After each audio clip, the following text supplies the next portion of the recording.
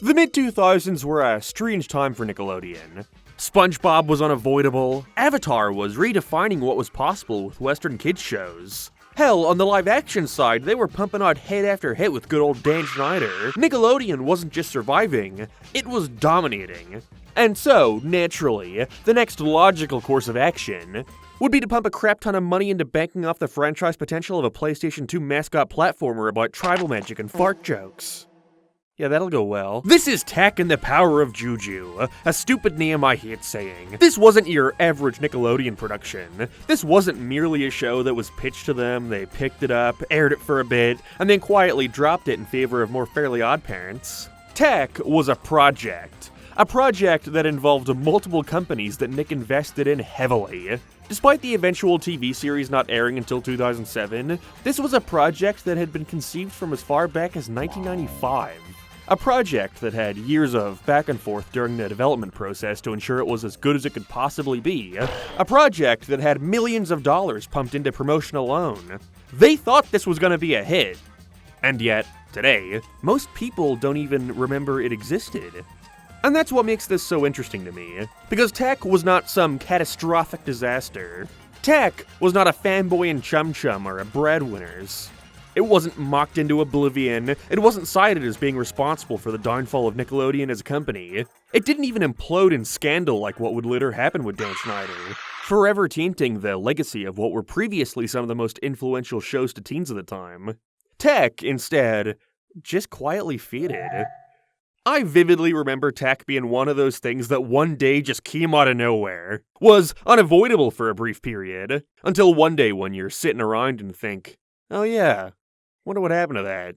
And then you forget about it for the next 15 years and make an hour-long YouTube essay. See, Tak wasn't some horribly received failure that had the masses yelling out in anger at its mere existence. Nor was it some hidden gem or cult classic that still managed to amass a small dedicated fanbase and remain well-remembered in current year. Instead, it seems like it came into the world with a collective meh, which might actually be worse. You know, at least when something feels massively, you hear about it. Tak faded into complete irrelevance. But how is that possible? This would be a different story if Tak was just some show someone shat out, ran for 9 episodes, and then got cancelled. Tak was supposed to be something massive. It was supposed to be Nickelodeon's new moneymaker, and clearly it couldn't have been a complete disaster. I mean, you don't get 4 games, a television series, and all this merchandise just 'cause. There had to be some kind of reason as to why Nick thought this would be a surefire hit, right? Again, Tak didn't even start out as a TV show. It spawned in the early 2000s as a video game. And so what could have possibly convinced Nickelodeon that they just had to get in on this? Especially since they were the ones fronting the bill for most of it. How did a mid-tier PS2 platformer turn into a multi-million-dollar franchise? Why did Nickelodeon think it was worthy? And how did it end up becoming one of the network's strangest forgotten experiments? Well, join me as I attempt to answer all these questions and more as we take a deep dive into Tak and the Power of Juju. Still hate saying that. Nickelodeon's most bizarre failure. Guys, there's less than a week left to get the official catching up plushies before they're gone forever. We have Clay and Rob both coming with cool detachable items you can velcro to their hands. We need to sell 200 of each to ensure they get made. We've just started work on episode 3 and the extra funding that comes from the plushes would be a massive help in pushing it along to release before the end of the year. So be sure to check them out on makeship.com before they're gone for good. Where did Tak come from? I think the first thing to ask would be, who created him? Who is Tak's mother? Figurative mother, you fucking wise-ass wit. That's his mom! Well, the conception of Tak can be traced all the way back to 1995 at Avalanche Software, a game development studio who, funnily enough, went on to be bought by Disney. These are the guys who eventually made Disney Infinity. Yes, they did get shut down, but I'm getting ahead of myself. One of the few employees there at the time had a dream, where he was playing a video game that put you in control of a witch doctor. This idea enamored him and the rest of the team, and so not long after they got started on creating concept art and pitches for an actual game based around this idea. A concept that would soon turn into Tak and the Power of Juju. They were taking inspiration from stuff like Jak and Daxter, Ratchet & Clank, and Sly Cooper. Very big names at the time, but here's the key difference. Whereas those games were cool, slick, slightly edgy, featuring shadowy cities, tech-heavy weapons, and sarcastic anti-heroes with attitude problems. Tech was about tribal magic and stupid animals, gross-out humor, and exaggerated squash and stretch animation, with character designs that screamed anything but cool. I'll never get over Tech's massive distended belly and bulbous nose. Where most platformers from the time were trying to feel like playable action movies, Tech felt like it was trying to push what had already been a proven success with games like Crash Bandicoot. And that is, to be an immersive cartoon. And that's important. Because in the early 2000s, while the gaming industry was busy trying to prove it was cool and mature, over on TV, Nickelodeon was dominating by doing the exact opposite. At this point in time, it hadn't been long since SpongeBob hit the airways, and he began his takeover of children's TV. And Nick took notice, how could you not? Now more than ever, they were focusing on making shows that were ready to be expanded into multimedia franchises that could fill up toy shelves and rack in millions at the box office. Now, if this sounds a little overconfident, well, it's because it is, but not without reason. In fact, this strategy had already worked massively around the same time Tech was getting off the ground, with Nick deciding to commission a pilot for a show that would eventually become the adventures of Jimmy Neutron, Boy Genius. After seeing massive potential in the property, they had pitched the idea of producing a feature-length film first and foremost, which would not only allow the eventual show to reuse a ton of movie-quality assets, well, movie quality by 2001 standards, but it would also give the show an immediate audience of kids who fell in love with the film, and now can't wait to watch the characters' future misadventures. You know, all you gotta do is heavily promote the movie, the success of which will then market the show, and the toys, and the video games. Easy money. Just their luck, the movie ended up being pretty good. Because of this, Jimmy Neutron wound up becoming one of Nickelodeon's defining early 2000s properties. And it came from something that didn't just start as a traditional TV cartoon. It was a tech demo, a 3D animated project built outside of Nickelodeon's usual pipeline to showcase the possibilities of CG. It was something a little riskier, a little more ambitious, something that looked like it could expand beyond just being another thing to fill the time slots. In Nickelodeon's eyes, it was a franchise-first property. Sound familiar? That's right, Barnyard attempted the same thing to less ideal results. Well, okay, there was also Wonder Park more recently, but that show never ended up coming out due to the fact that Nickelodeon, forgot to hire a director for the film. Yep, that's why there's no director credit in the movie. Don't look it up. While Nickelodeon were doing this, at Avalanche, Tech was beginning to not just look like it could be a good game, it looked like it could be a franchise. And so this is where the streams cross. They shared this sweet new game idea with THQ, who were huge publishers in the GameCube, PlayStation 2, and Xbox era. And it just so happens that they had a very strong relationship with Nickelodeon too. They were responsible for publishing the Ren and Stimpy games, Rugrats, and eventually hit it big with SpongeBob, whose games were selling millions no matter the quality. With these close ties, THQ decided they would pitch Nick what Avalanche had already completed with Tech, and they took interest. So much so that less than a year later, they decided that they didn't just want in on this, they wanted to own it. And so, they partnered with Nickelodeon directly, even getting that little Nick Games logo in the opening, you know the one that goes... Nick Games. So, from the jump, before the game had even proven itself, Tech was already being backed by one of the leading children's entertainment companies, which goes without saying, is huge. So basically, the structure now looked like this. Avalanche is responsible for developing Tech, THQ is responsible for publishing Tech, and finally Nickelodeon owns Tech, and are now in charge of two things: marketing and multimedia expansion. This was coordinated to ensure Tech would be as big as possible, with huge plans for advertising, reports suggesting this involved an almost $10 million budget for promotional materials alone.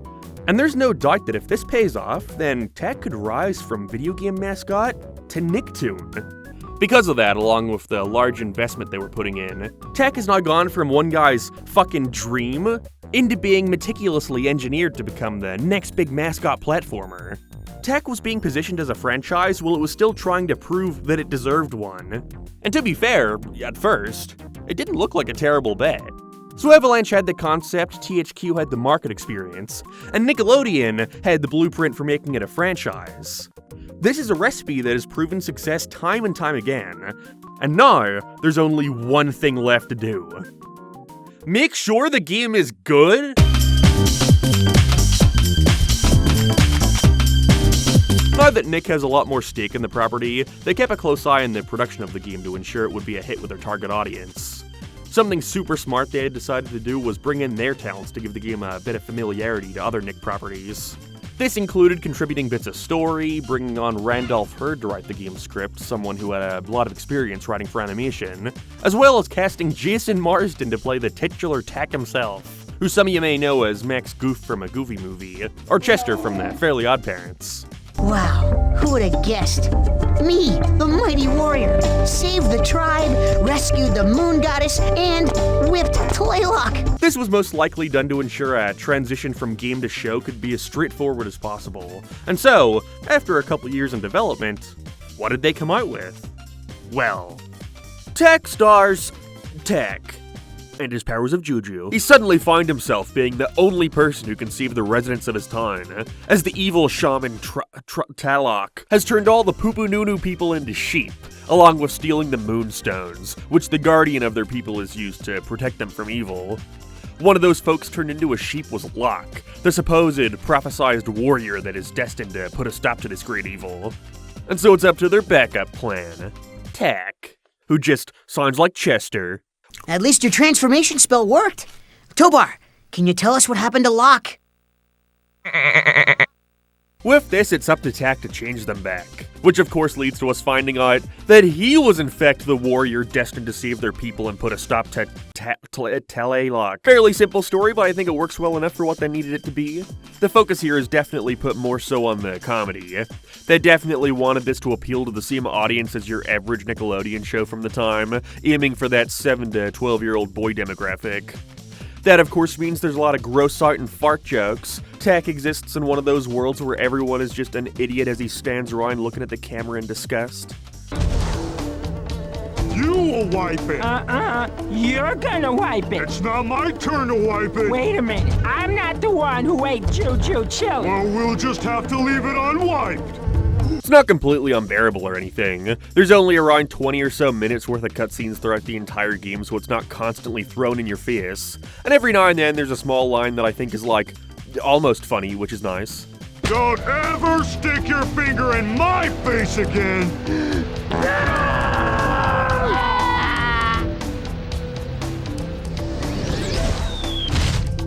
But for the most part, this wouldn't be out of place in your mid-tier Nickelodeon show, which I guess means they succeeded at their goal. The part of the story that caught me most off guard was when Tak returns and finds out that Locke has been trampled to death, like he's actually just dead. Eventually he managed to resurrect Locke and now he's back to his normal self, and that's when you realize something special. He's voiced by Patrick Warburton. And suddenly he becomes, like, the best character in the whole thing, even if he does spend a good portion of the game having diarrhea. Called for by the poo-poo. Oh, poo-poo, poo. Oh no. If there's something I can immediately give Tak, it's that it looks really nice for the time it came out. The graphics here are pretty goddamn good. We have plenty of CG cutscenes that look on par with similar shows of the era. It really nails the naturalistic look of these environments, and has pretty impressive physics overall, even if his hair does go a bit crazy at times. There's a lot of positives to the game. I mean, I'd sure hope so, they were banking a lot on it. Something that immediately caught my attention was just how much the developers went out of their way to make you feel like you were actively interacting with the environment. Not that this was some feature exclusive to Tak or anything. A lot of games in this generation were aiming for more immersive experiences that featured as few generic video gamey elements as possible. But the work they had done to achieve this without a doubt paid off. You know, there aren't giant cartoony springs like in Sonic. There's instead massive orangutans who pull down tree branches you can step on, which fling you to new areas.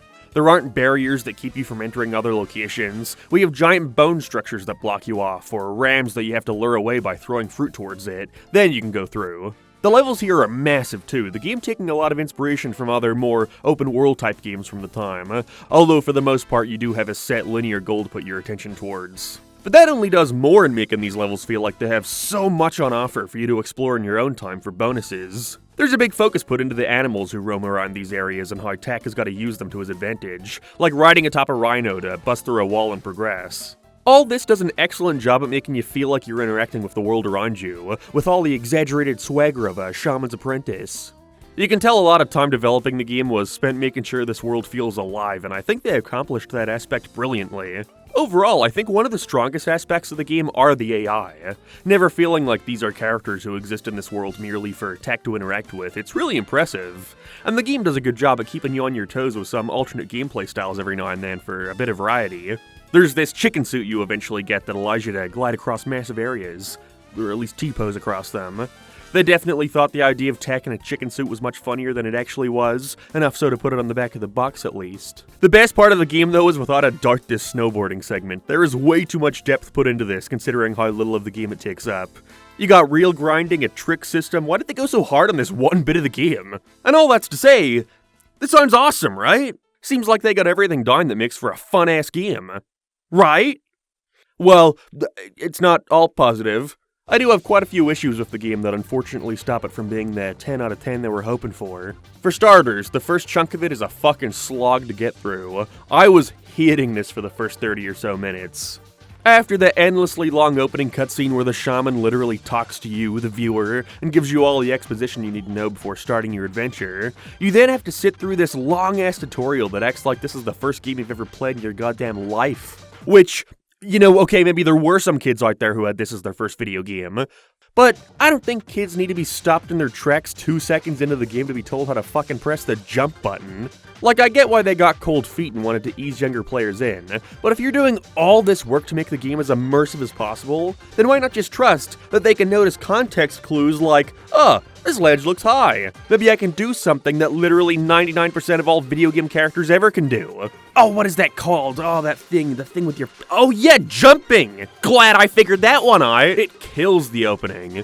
I can't imagine how bothersome it would be on a replay. And it would have been fine, them telling you how to do all this, but I just don't understand why they have to stop the game to have this Decall knockoff explain it all to you.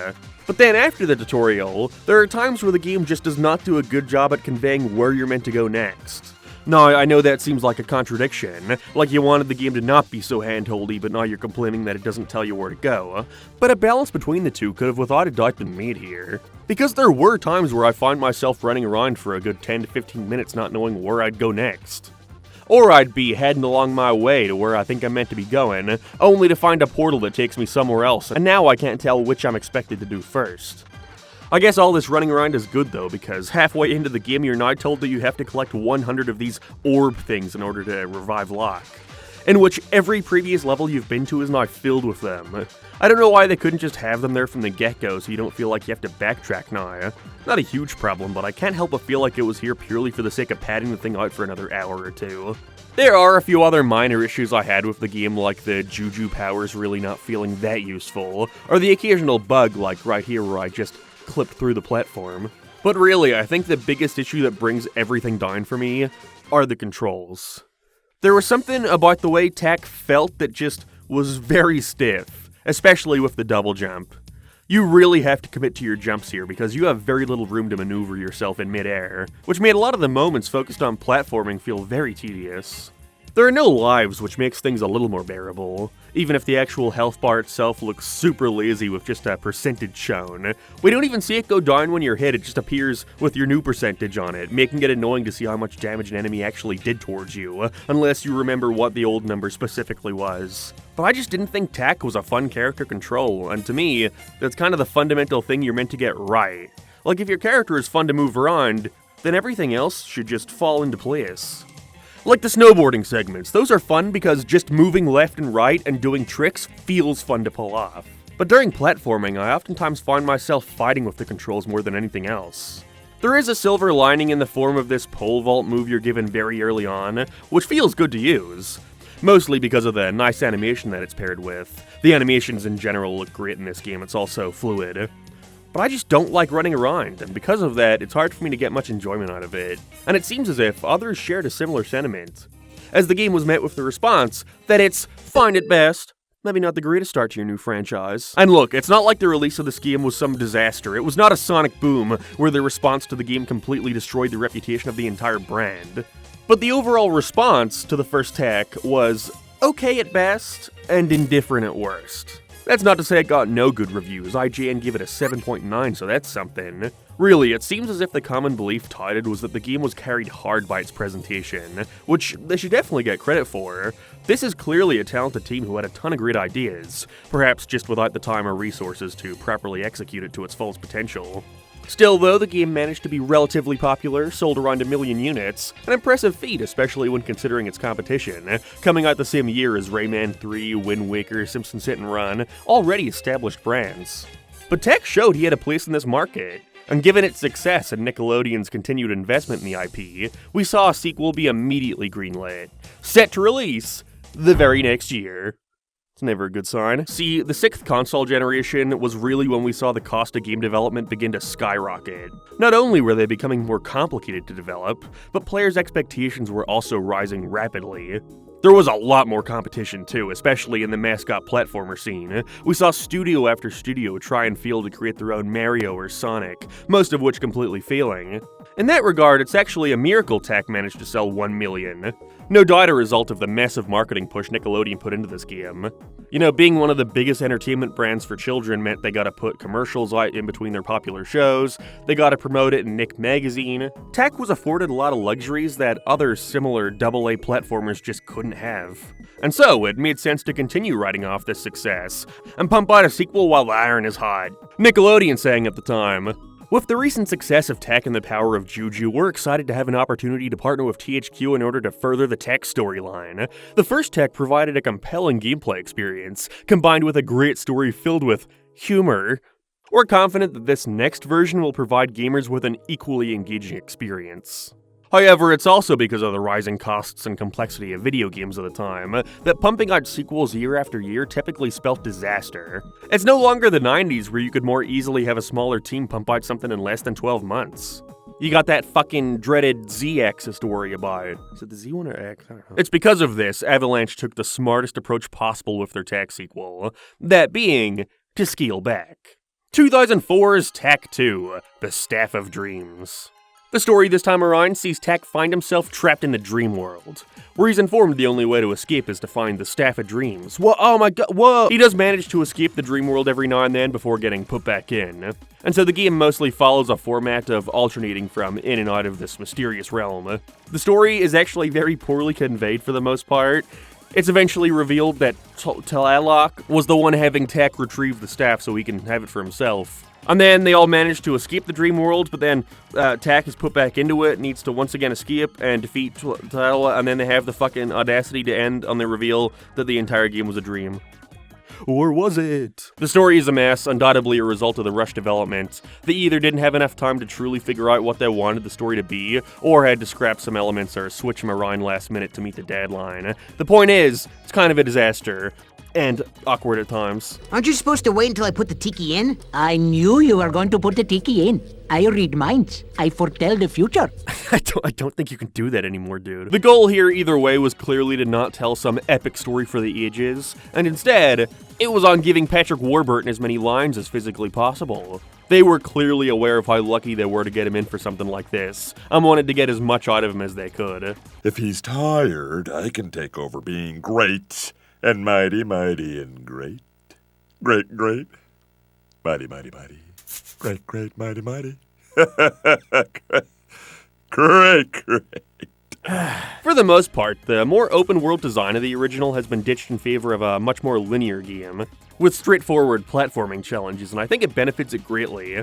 Tech's controls have improved slightly, and he's been given a handy glide to ensure you can get over large pits. It's just a little weird that his glide has, like, no animation, he just kind of sticks his arm out and freezes. Because of the quick turnaround, they had the smart idea of reusing a lot of scrapped elements from the first one, mostly in regards to the animals you find yourself interacting with throughout your adventure. It's a very smart idea, and the different variety of animals allows it to not feel so samey, which could have been a very easy pit to fall into with such little time to develop it. There's a much larger focus on gimmicks, like you can throw a Fleeja Bulba to cause certain chain reactions with animals, or you'll suddenly find yourself riding down the rapids in a barrel. The game is much shorter than the previous, only lasting around half the time. And because of this, it has a very fast pace, which I appreciate, as you're constantly finding yourself doing something new. And the dream world offers great visual variety, I love the way it looks. Definitely helps break up the repetitiveness of staring at all these jungle sets. There's a lot of improvements, especially presentation-wise. I like Tak's new cape a lot. Looks cool when he runs. But his health bar also looks a lot better, not just a fucking basic percentage anymore. I'm glad that they put the time into improving even minor stuff like this. Really though, the linearity is the biggest improvement I can point to, being a much more condensed experience. There's a ton of fun to be had here, way more than the first. Well, that is until the second half of the game starts. There is a very clear moment in Tak 2 where you can just see the money run out. The characters start looking more and more lifeless in cutscenes, the audio mixing becomes noticeably worse, and it's around this time when the story just completely shits the bed like I talked about earlier. The game starts to become much more open, very similar to the first one, and it's this that really drives home how much better Tak feels to control in a linear setting. It starts following this super repetitive structure that only gets more and more tiring, with you constantly jumping in and out of the dream world. The story only grows more and more convoluted, and the stupid-ass characters who only serve to make the situation harder for our heroes start to lose their charm. Somebody drop this cool stick? May I have that, please? Sure. No! It's because of this, the game winds up leaving you with a pretty poor taste in your mouth. Especially with that, it was all a dream bullshit. How can people still write that without realizing there is not a single person in this world who enjoys that trope? But I will say, it doesn't bring the entire package down. I still think there's a lot of fun to be had here, definitely more than the first one. If there were any way I'd describe it, it's that when Tak 2 is good, it's good. But when it's bad, well, okay, it's still not that bad. Just very tedious at times. But there's still enough highs here for me to recommend it over the previous. And clearly others agreed. Tak 2 being met with slightly better reviews compared to the first. IGN give it an 8.4, that's really good. Although the same guy calls Sonic and the Black Knight this, so I don't know if he's the most credible source. Still though, I think it's worth commending the team at Avalanche for putting something like this together in less than a year. There's no doubt in my mind that with a couple more months of development we could have saw a lot of these issues ironed out. The game's biggest flaws are unquestionably a result of the time crunch, and so I'm happy to say it still manages to be good despite that. But for the most part, seems at least the seals weren't affected too much, sailing in and around 1 million units once again. I'm sure for a sequel you'd hope for more seals due to the brand recognition of the IP, but Tak 2 once again came out at a very busy time for platformers, coming out the same year as a new Ratchet, Jak, Sly, Crash, Spyro, and SpongeBob game. The market was still very oversaturated, and so it's a miracle at all that Tak 2 managed to ship that million. That isn't even mentioning the mascot platformer continuing to dwindle in popularity, and this was clearly still enough for Nickelodeon to continue their investment in the Tak franchise. With them already discussing their plans for further expansion, writing about how much video games play a role in kids' lives and how they need to be as big as they can in the industry, seeing Nintendo as huge competition. Yeah, Nintendo. They were putting out Mario Sunshine while Nick was shitting out Revenge of the Flying Dutchman. Yeah, dude, I think Nintendo feels the same way. They're shaking in their boots. It's also here where Nickelodeon claims they had already started working on the Tak TV show. Apparently, they had started work on it before the first game even released, with their expectations being to have the pilot out by fall of 2004. I had to pay for a Wall Street Journal subscription just to read you that article. It's now 2005. The 6th console generation is paving way for the 7th, and the mascot platformer is standing on its last legs. Right now, it's sink or swim. It's clear the only guys that'll make the switch to next gen are the ones who are popular enough to warrant it. Tak 3 needs to make sure it's as good as it can be to ensure the longevity of this so far short-lived franchise. They had less than a year to make it. Not only that, but Avalanche had to work on Tak 3 at the same time as other licensed games in order to stay afloat, like making a Chicken Little game for Disney. Because of that, the goal here was to scale things back even further, Tak 3 by far having the most simplistic setup out of the bunch, story and gameplay-wise. It's time for the first Grit Juju challenge in 60 years, with this one being hosted at the Pupununu village. It's a tag team challenge, meaning 2 warriors need to team up to enter, and so Tak and Locke decide not only are they gonna join, but they're gonna win. That's pretty much the entire story. Tak and Locke want to beat the other entrants in the challenge. Some of them are dicks, some of them cheat, but really none of it means much. All you're really gonna get out of this story are more interactions between the two. And hey, you won't find me complaining.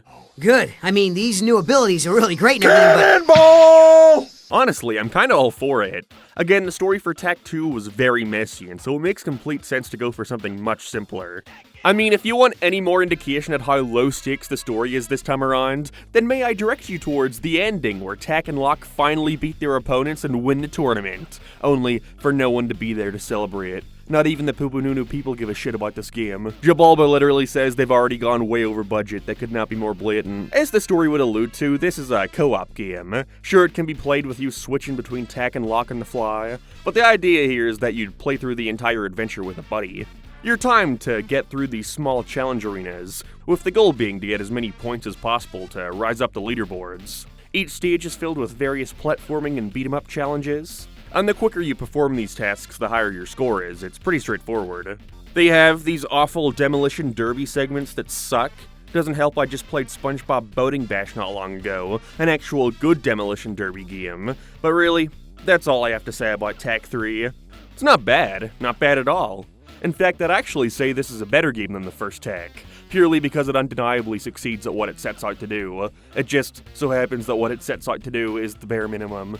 But hey, they clearly knew their limits, and because of that, the game was met with pretty solid reviews. This time around, the Seals figures weren't as strong, with it being believed that Tak 3 shipped less than 1 million units. There's no definitive word on that, but if it sold 1 million, they would've fucking said so. Still not bad, especially for the time it released. But it's easy to see at this point the Tak franchise has been seeing diminishing returns, not the growth that THQ and Nick had been hoping for. And the TV show wasn't even out yet! The series got Happy Meal toys before a TV show to actually promote! Even worse, during the development of Tak 3, Disney, who were apparently impressed with their Chicken Little game, decided they would outright buy Avalanche Software. Because of that, it became clear to them they had to finish up Tak 3 and abandon the franchise they've created. Now, Tak is without its original development team, as well as the people who arguably understood the series the best. Tak 3 may be a solid game at the end of the day, but I really think this scaled-back approach only solidified the impossibility of the franchise having anything more than quickly pumped-out kids games that are developed with efficiency in mind instead of ambition, and I think audiences picked up on that as well. I mean, I haven't even brought up the awful Game Boy Advance games. Of course, these aren't the most in-depth reviews. That's not really what this video is about, I say after talking about them for 15 minutes. But if you want to get some greater insight into the specific flaws or positives of each entry, then I'd highly recommend checking out the Golden Bolts retrospective of the games. I share largely the same views as him. And with this, we saw the Tak franchise go into a small era of dormancy, most fans not even knowing if we'll ever see him again. And the show still isn't out! So, with the previously disclosed plans to have the series ready to hit Nickelodeon by the end of 2004, it became pretty clear they were suffering from this little thing called development hell. Now, this was for many reasons. The first hurdle they had to get through was figuring out the pipeline of producing a fully CG series. Shows like Jimmy Neutron and Barnyard, while being ordered by Nick and airing on Nick, were not animated at Nickelodeon, instead being produced by O Entertainment, the animation company founded by Steve Odenkirk. With Tak, however, Nick decided they wanted to keep things in-house, but this obviously meant they now had to create a pipeline for producing a CG series, something very different than the 2D shows they've been used to. You had to figure out how much you wanted to borrow from the games and how much you wanted it to do its own thing. The games are focused on action and adventure, but Nick's bread and butter was slapstick comedy. While the Tak games looked impressive for the time, those CM models could not be translated to a TV series like Jimmy Neutron could from its movie, meaning everything needs remodeled from the ground up. And that's not to mention new assets and locations you have to design and create based off each episode's plot. You gotta do focus tests and give time to market it. What time slot will it fit into? What if it's successful? Is this pipeline sustainable? Who is showrunning this series? Because as far as I'm aware, the series didn't even have a showrunner. That's not a good sign. At least it didn't have one in the traditional sense. Instead, it seems as if the responsibilities of a showrunner were split up between a series of producers and developers and directors, of which there were many of each in every field. And none of this is to even bring up the question, who the fuck knows what Tak is? Like, not in the sense of a logline, but like a torchbearer. Who had a vision for the world and characters of Tak who's there to ensure that vision is executed? Because the closest thing to someone like that I can think of would be the CEO of Avalanche, John Blackburn. And they're working for Disney now! And it's because of all this that the Tak show found itself in this development hell. You can actually find a pilot for the series online, at least a small chunk of it, and while it's hard to tell if it would have been vastly different to the final product, it at least shows a lot of characters that wind up scrapped in the final show, meaning even just figuring out who the fuck would be in this thing was a struggle. And none of this, again, none of this, is to once Again, bring up, the show wasn't ready to air until 2007. 2 years since the last game. Based on the hit video game franchise comes a Yeah, new show Bart to that! Nickelodeon. Because of this, before the TV show even got the chance to air, it was already a failure in regards to multimedia crossover. The games were meant to promote the show, and the show, in turn, would help further promote the games, and merchandise and shit. But now they may as well exist as two completely separate entities. I mean, as we'll soon see, it's not as if the two share much in common, other than the characters and names. Except, no, not even that could stay consistent, because it was at this time they decided not even that needed to stay. Them renaming Plalock to Tralock, I assume in order to make it easier to say. Should've just called him Jason or something. With the TV show now slated for a 2007 release, Nickelodeon had to figure out a new way to promote the franchise they've spent a boatload of money attempting to start up. And without the original developers available to work on more games, and the underwhelming sales of Tak 3 not even guaranteeing another game could translate into more viewers for a show, Nickelodeon had just one option. If we can't have Tak promote Tak, then we'll just have SpongeBob do it. See, at the exact same time the Tak trilogy was coming to an end, we saw the startup of a new Nickelodeon video game series, the Nicktoons crossover games. These starred Nick's top 4 franchises at the time, SpongeBob SquarePants, Fairly Odd Parents, Jimmy Neutron, and Danny Phantom, as they all teamed up to defeat some kinda big bad.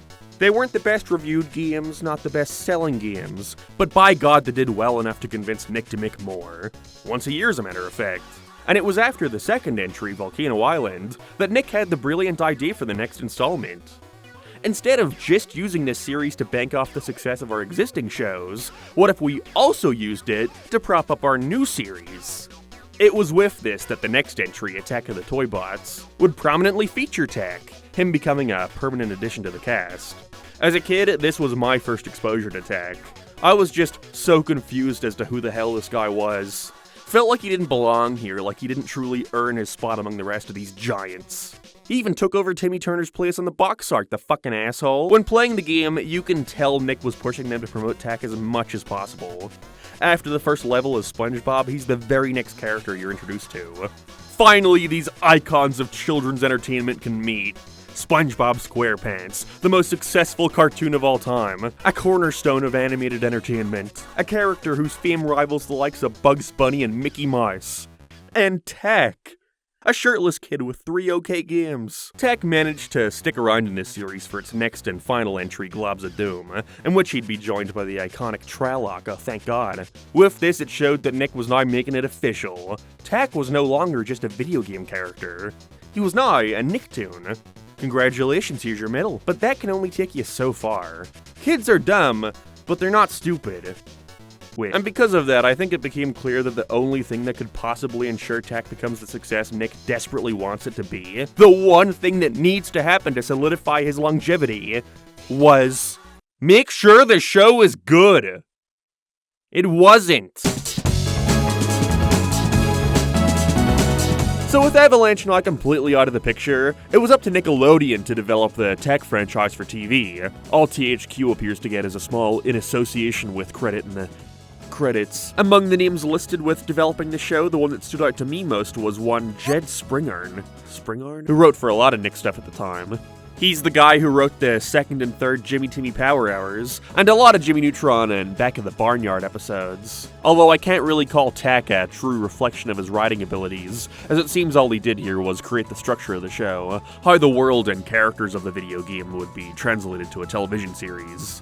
You know, the general format that each episode should follow, in which it was then handed off to 2 more developers, who would presumably expand upon what Jed had outlined by adding more characters and other junk. I don't know, I wasn't there. After playing as him in Attack of the Toy Bots and Globs of Doom, I recall desperately wanting to watch his new show.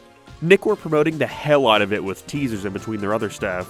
I think it was a simple case of the trick having worked on me. I saw Tak standing next to other characters I liked in the Nicktoons games, and so, well, I guess that means I like Tak too. Sadly though, despite all the trailers, I never managed to catch Tak on TV aside from one time.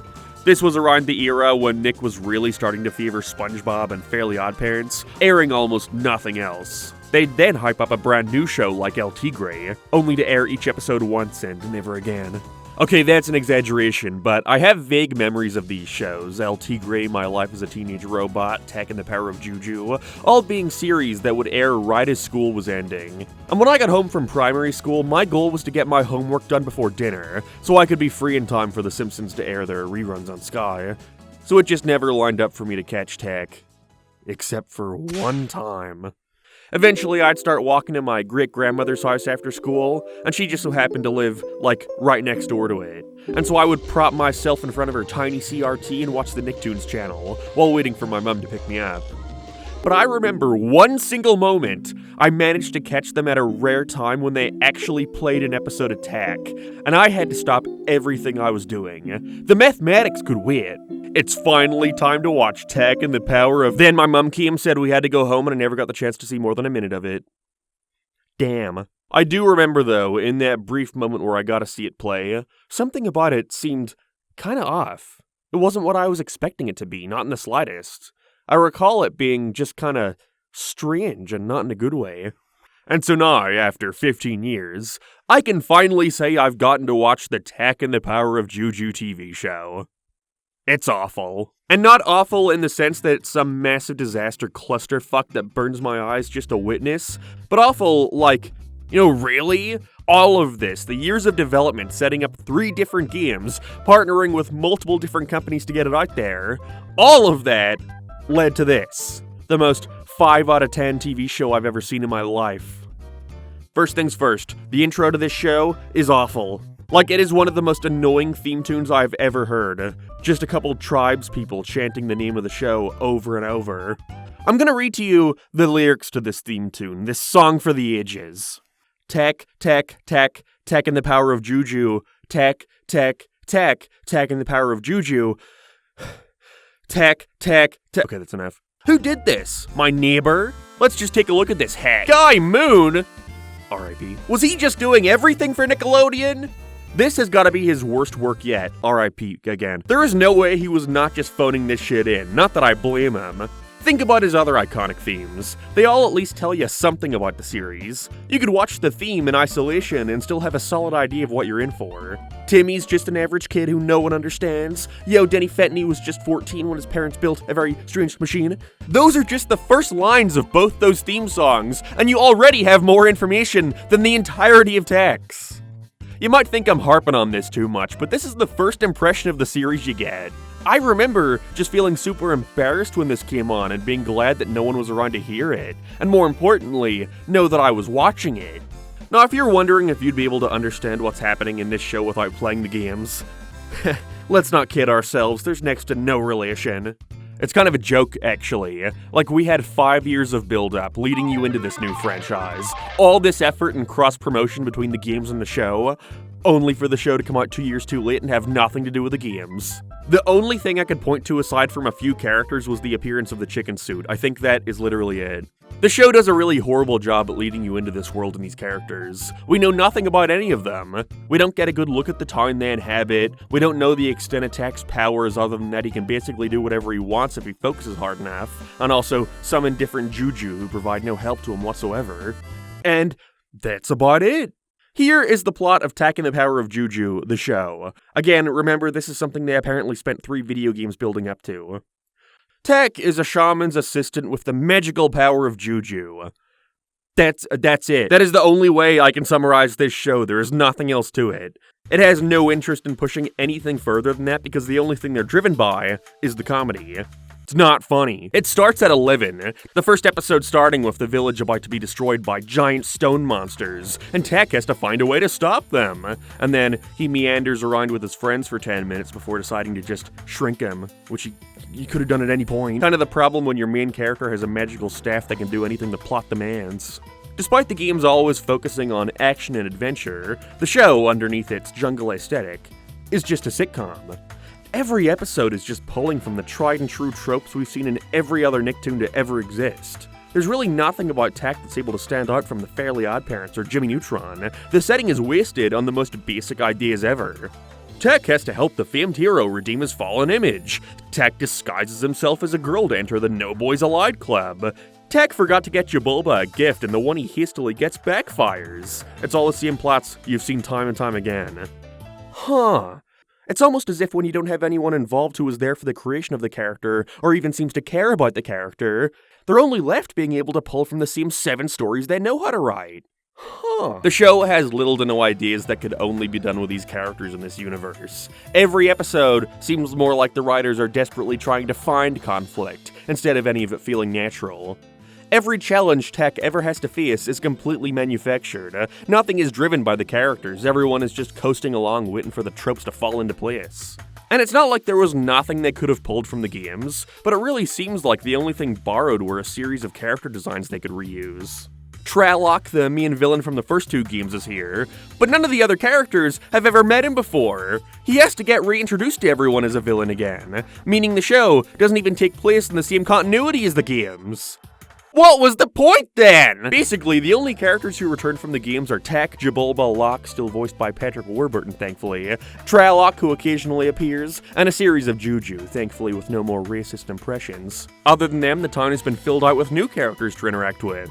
There's Tech's best friend Jira, the tomboy, and Kiko, the crazy kid, voiced by John DiMaggio for some reason. Every secondary character here just exists to fill out a trope they can use for another stupid sitcom plot. We have the chief of the village who's really fat and stupid, the bratty popular girl who hates Tech. There's even that fat, gross girl archetype, and they, no joke, call her fucking Slog.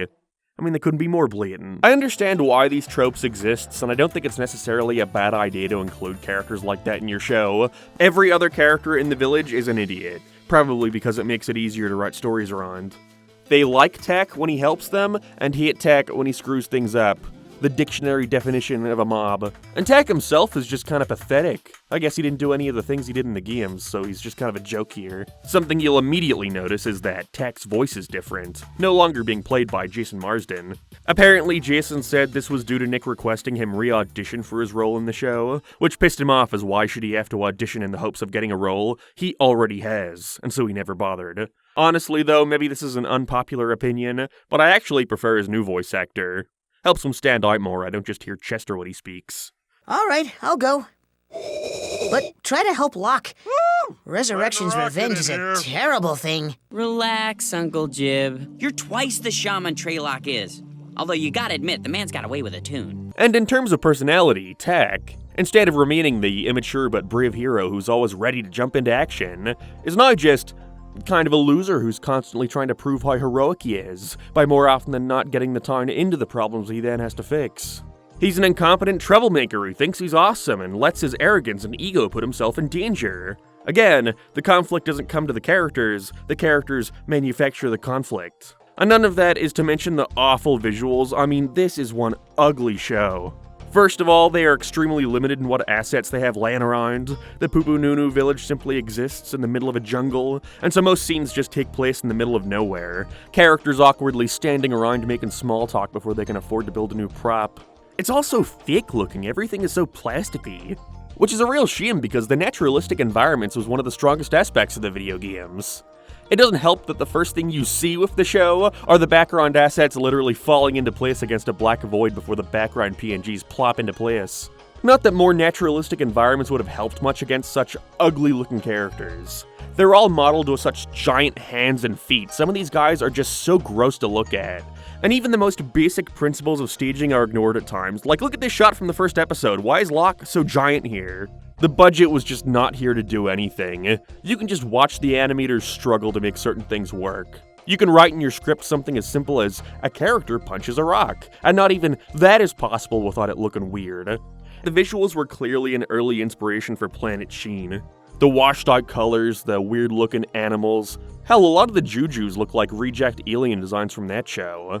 And if I gotta compare your shit to Planet Sheen, then it's already game over, man. What makes all this worse is that it was 2007. You didn't need to rely on telling the same 10 stories as every other sitcom anymore. Shows like Avatar were at their height of popularity, showing that if you told a compelling story, then people would tune in every week to watch. And because of that, Tech found itself in this weird middle ground. It's too silly and cartoony to match that kind of show, but the concept and world are too different to match the format of your Jimmy Neutrons or Fairly Odd Parents. And so what we're left with is nothing.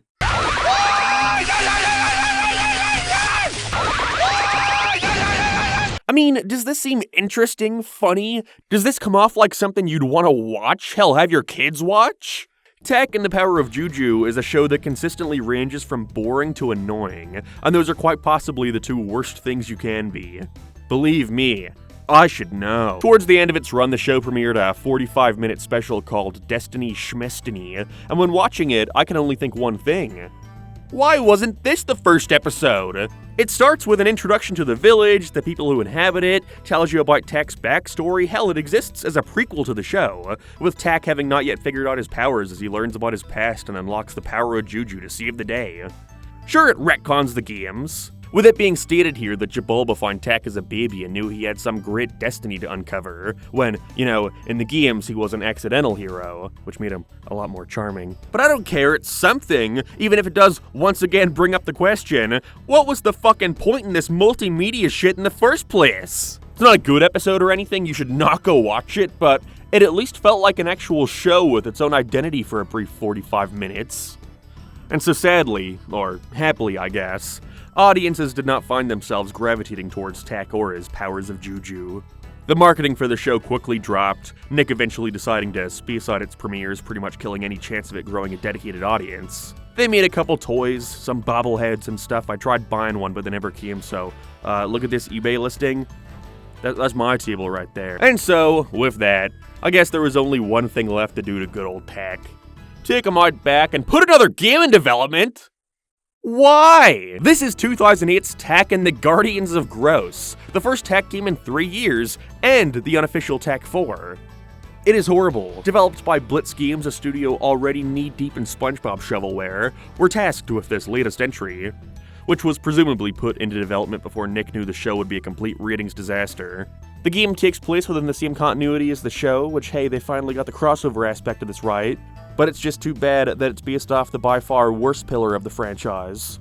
All the characters from the show appear, it seems like they got the same team to animate the cutscenes, as we see Tak accidentally unleash and now have to defeat the 4 Gs. Yep, that's what they're called. Even better, you want to hear their individual names? We got Trash Thulu, Slapviathan, Gorgonzilla, and Stinkalasis. Someone was paid to come up with these. The game actually doesn't revolve around a bad concept, you being tasked with climbing each of these beasts, Shadow of the Colossus style, but clearly the time, budget, or talent, depending on how mean you want to be, was not there to execute this idea well enough. The game is filled with pace-breaking loading times, annoying character dialogue, and a shit ton of bloom. Jesus Christ, tone it down, guys. Sadly, not even a below-average platformer was enough to save the franchise, as just 3 months after the game was released, Tak would air its final episode, finishing its run with 26 episodes. I mean, hey, it's more than Mr. Meaty. Ironically, around this time, Tak's original development team, Avalanche Software, would have started development on the Toy Story 3 tie-in game for Disney, which is actually pretty damn good. I'm glad I grew up playing this and not the Guardians of Gross. And with this, Tak was quietly cancelled. No special announcement, no more appearances in video games, no more cross-promotion or brand synergy. Tak was here, and now he's not. The 6-year experiment was over, and it was now official. Tak and the Power of Juju had failed. But why did Tak fail? Now, there are a lot of factors that could be pointed to in a discussion of what went wrong here, some of which are even outside of the franchise's control.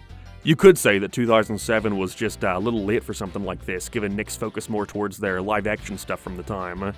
Drake and Josh was ending, iCarly was just starting up, a show that would cement Nick's dwindling domination with cartoons. Being a Nicktoon was no longer a badge of honor. It became associated with a side channel where their less popular shows were sent to die. But I don't think it's entirely fair to only point towards those factors. The fact of the matter is, Tak failed because Tak was never that good to begin with. Don't get me wrong, there's a lot to love about those first 3 games. But I don't think it's controversial to say there was no aspect of this entire franchise that ever blew folks out of the water. And so, after all that, all the years of development, all the partnerships, all the money Nickelodeon pumped into marketing, 4 video games, a television series, Happy Meal toys, and Nicktoons crossovers, why did it all end with Tak fading into complete irrelevance? Well, because Tak was never that special in the first place. And I don't mean that in a cruel way, because there is a lot of good stuff in here. The original games have some genuinely impressive ideas for the time. The environments were lively, the animations were great, and Avalanche clearly had talented developers who wanted to build something interesting. There are moments in this game where you can see that potential, but potential doesn't matter when you don't have a strong identity, and that's where tech ran into its biggest problem. See, when you look at the biggest mascot franchises of that era, the ones tech was clearly trying to stand alongside, they all had something very specific that people latched onto immediately, a clear identity, something that made them instantly recognizable. You look at Crash Bandicoot, and within 5 seconds you understand the vibe, loud, chaotic, cartoon slapstick. You look at Ratchet & Clank and see its sci-fi action with ridiculous weapons and sarcastic characters. You look at Jak and Daxter and you got this massive world that slowly grows darker and more complex over time. Even SpongeBob SquarePants, Nickelodeon's biggest juggernaut, had an identity so strong that a single frame of that show could sell you on what it was trying to do. And tech just didn't have that. When you try to describe tech as a franchise, you start running into a weird problem. Is it an action-adventure? Is it a slapstick comedy? Is it a magical fantasy? Is it a sitcom? Is it gross side? Is it a mascot platformer? The answer is technically all of those things, and that's exactly the problem. Tech never figured out what it wanted to be, and that completely lies on Nickelodeon, especially when they were banking on it so much. The games leaned towards adventure with comedy sprinkled on top. The TV show leaned towards sitcom nonsense with the adventure stripped out. The crossovers tried to pretend tech was already a major Nickelodeon icon, and none of these pieces ever fully aligned. It was a franchise constantly shifting shapes, trying to figure out which version of itself would stick. And when nothing sticks, people stop paying attention. But I think the bigger issue goes even deeper than that. Because tech is one of those rare franchises where, when you look into its history, you realize something kind of strange. There was never really one person behind it. No singular creative voice, no central vision. No creator whose passion held the whole thing together. And that may sound like a small detail, but it matters a lot. When you look at successful cartoons and gaming franchises, they almost always have someone at the center who cares deeply about the world they're building, someone fighting to keep the characters consistent, someone pushing the project in a clear direction, someone protecting the identity of the series. And tech didn't really have that. Instead, it was constantly passed between companies. Avalanche developed the games, THQ published them, and Nickelodeon owned the IP. The TV show was then handled by a completely different production pipeline.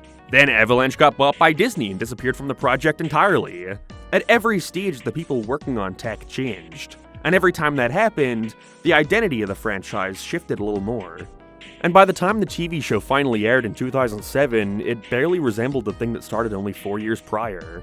And that's kind of incredible when you think about it, because tech wasn't a franchise that failed due to lack of effort. If anything, it's the opposite. Nickelodeon tried really hard to make tech happen. They engineered the entire thing with a blueprint for success.